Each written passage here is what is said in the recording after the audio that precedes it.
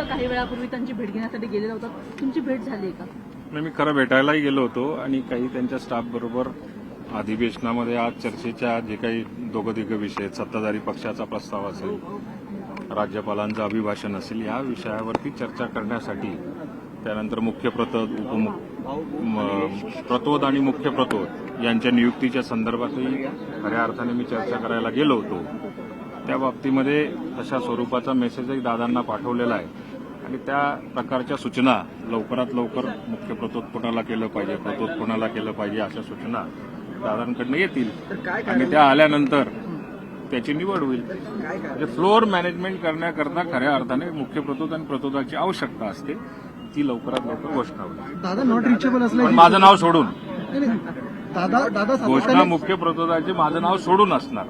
दादा भेटत नाहीयेत कुणाला, काय कारण आहे या सगळ्या गोष्टी नॉट रिचेबल आहे? याचं कारण आता त्यांनाच विचारलं पाहिजे. माझ्या माहितीनुसार शेवटी खातेवाटपाच्या संदर्भात असेल किंवा या काय आता थोडंसं वातावरण निवळण्याच्या दृष्टिकोनातून चर्चा असतील, ज्या ज्या गोष्टीची ज्या ज्या नेत्यांना कुठे काय संधी देता येऊ शकतं याच्या बाबतीतल्या चर्चा असतील, या सगळ्या चर्चा या पक्षाचे तिन्ही नेते मिळून करत असावे असं माझं मत. एका बाजूला छगन भुजबळ नाराज आहेत, त्यांनी उघडपणे आपली नाराजी व्यक्त केलेली आहे. त्याच्यानंतर अजित पवार भेटत नाहीयेत. नेमकं काय झालंय राष्ट्रवादीमध्ये? आता खाते वाटपावरून सुद्धा नाराजी होणार का?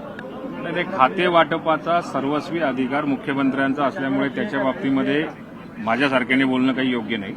राहिला भुजबळ साहेब हे राष्ट्रवादी काँग्रेस पक्षाचे महायुतीचे नेते असल्यामुळे त्यांची नाराजगी दूर करण्यासाठी सर्वतोपरी जो प्रयत्न असतो तो पक्षाच्या श्रेष्ठींकडनं सातत्याने केला जातो. भुजबळांच्या समर्थकांनी अजित पवारांच्या बॅनरला चपला मारल्या, जोडे मारले, याच्याकडे तुम्ही कसं बघता? नाही, ही गोष्ट काही बरोबर नाही की शेवटी आतापर्यंत आपल्याला जे मिळालेलं असेल ते पक्षामुळेच मिळालेलं आहे आणि भुजबळ साहेबांच्या नेतृत्वातच आम्ही निवडणूक लढलेलो आहे.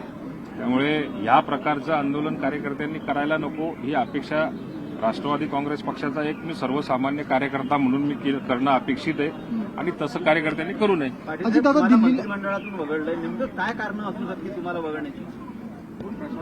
बघा, पक्षामध्ये प्रादेशिक समतोल असेल, पक्षामधनं समजा जर का मला मंत्रिमंडळातून वगळलेलं आहे असं गैरसमज करण्याची आपल्याला आवश्यकता नाही. पण मला काही गरज नसताना सुद्धा मागच्या 5 वर्षात पक्षानेच संधी दिलेली आहे. मी पहिल्यांदाच निवडलो, मुख्य प्रतोदही केलं, मंत्रिमंडळातही संधी दिली. आता वगळणं म्हणण्यापेक्षा प्रादेशिक समतोल आणि जातीय समीकरण महाराष्ट्रामध्ये साधलं गेलं पाहिजे या दृष्टिकोनातून कदाचित मला थांबवलेलं आहे.